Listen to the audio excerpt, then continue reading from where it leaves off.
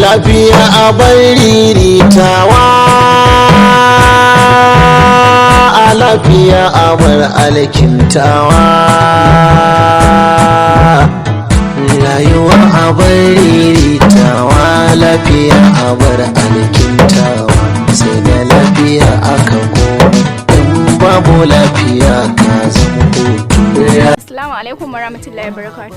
Za ku kasance tare da Firdausi Yahya Musa daga makarantar Ethiopia College of Health Science and Technology, inda za ta mana bayani akan cutar malaria.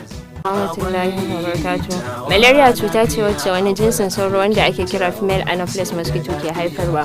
Malaria cuta ce wacce take da hadarin gaske tsakanin al'umma. Malaria cuta ce wacce take kama jinsi mace ko namiji. Malaria cuta ce wacce take kisa. Malaria cuta ce wacce take nuna alamomi mabambanta. Malaria cuta ce wacce take nuna alama da wasu sauran cututtuka.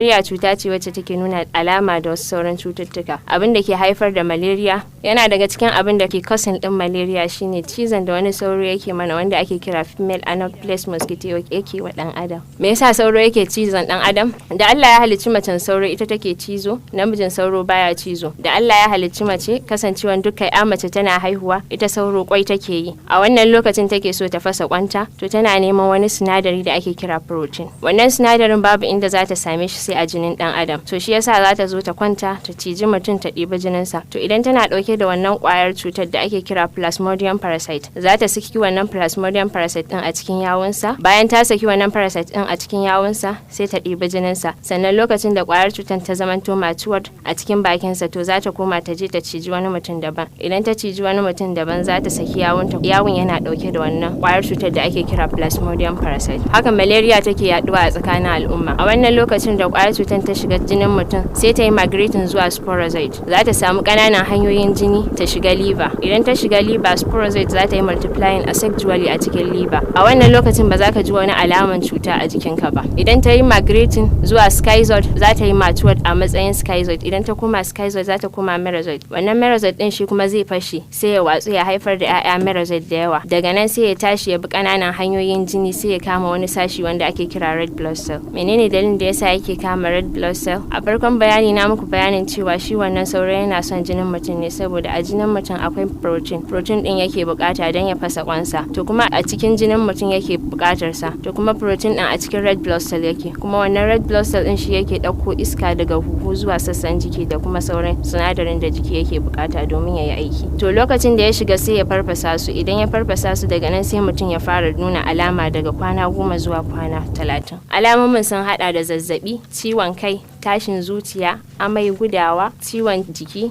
ajini, ɗacin baki, rashin cin abinci, rashin ƙarfin jiki, kasala da sauransu. Matsalolin da malaria ke kawowa: rashin jini a jiki, matsalar kwakwalwa, matsalar ciwon zuciya, matsalar huhu da oda, kumburi, sannan malaria tana haifar da hypoglycemia. Mutanen da ke cikin hatsarin kamuwa da malaria: mace mai ciki, yara ƙanana, sickle cell, masu sikila kenan. Malaria a mace mai ciki yana kawo mata haifan macaccen jariri ko kuma ta haifa yaron da jaundice. Yakan zubar mata da ciki, yakan kawo haihuwan bakwaini, yakan kashe uwar da ɗan gaba ɗaya. Za mu ga magance malaria ne ta hanyoyi kamar haka: shiga gidan sauro, daina barin ciyawa cikin gida, kiyaye tsaftar muhalli da na bayan gida don kada sauro ya samu wurin zama, kwashe shara akai-akai da kwata kwatoci, amfani da maganin sauro na feshi ko kuma na fesawa, gyaran kwatoci, a daina barin ruwa yana zama a cikin kwata ba tare yana gudana ba, sannan kuma a rufe kwatocin, a daina barin ruwa ya daɗe a cikin mazi. Lafiya a riritawa,